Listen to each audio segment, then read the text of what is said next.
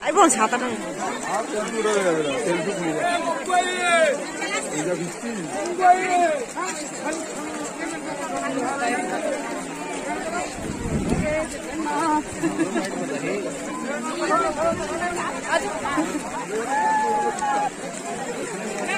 आगे तो कुछ है नहीं ये तो हम उठते हैं कुछ तो नहीं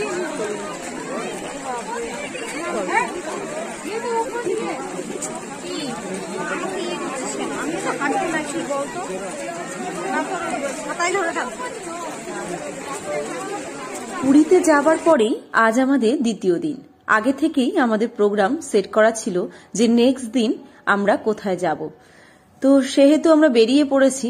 ভেবেছিলাম যে ওয়েদারটা এতটাও খারাপ করবে না, হয়তো বেলা বাড়ার সাথে সাথে একটু হলেও রোদ উঠবে, কিন্তু এটা একেবারেই অন্যরকম হয়ে গেছে। ভীষণই বৃষ্টি শুরু হয়েছে, তবুও কিন্তু কোনো দর্শনার্থীদের আটকাতে পারেনি এই বৃষ্টি।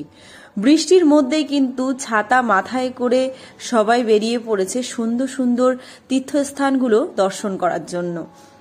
কারো তো ছাতা রয়েছে, কারো কারো আবার ছাতা একেবারেই নেই, তবুও কিন্তু বৃষ্টি আটকাতে পারেনি।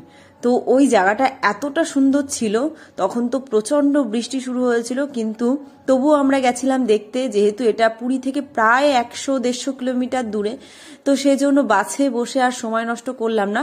সকলের মতো আমরাও বেরিয়ে পড়েছিলাম দেখতে।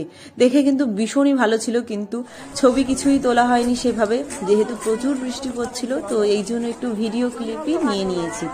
তারপরে চলে এসি উদয়গিরিতে। উদয়গিরিতে আসার পরে দেখলাম বৃষ্টি একটু কমেছে, তো এখানে ছাতা লাগেনি। তো ভীষণ ভালো লেগেছিল উদয়গিরি দেখতে। আর উদয়গিরি দেখতে দেখতেই তার পাশেই ছিল খণ্ডগিরি, সেটাও কিন্তু ভীষণ সুন্দর ছিল। আর এখানকার পরিবেশটা এত সুন্দর, এত সুন্দর, সত্যি একেবারে মন কেড়ে নেওয়ার মতো। সত্যি যদি বৃষ্টিটা না হতো তাহলে না আরো কতই না আনন্দ করতাম। তবুও বৃষ্টি আমাদের কিন্তু আনন্দতে একটু ব্যাঘাত ঘটাতে পারেনি। আমরা কিন্তু যথারীতি সমস্ত আনন্দটা কিন্তু লুফে নিয়েছি।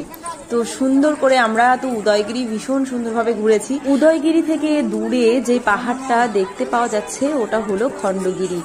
তো খণ্ডগিরিতে আমাদের যাওয়া হয়ে ওঠেনি।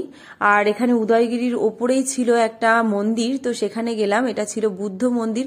মন্দিরটা জাস্ট অসাধারণ ছিল, আর এখানকার পরিবেশটা, ভিউটা একেবারেই মন কেড়ে নেওয়ার মতো। তো আজকে ভিডিওটা এই পর্যন্তই শেষ করলাম। তোমাদের কেমন লাগলো অবশ্যই কিন্তু কমেন্টে জানিও। ভালো লাগলে লাইক, সাবস্ক্রাইব করে পাশে থেকো।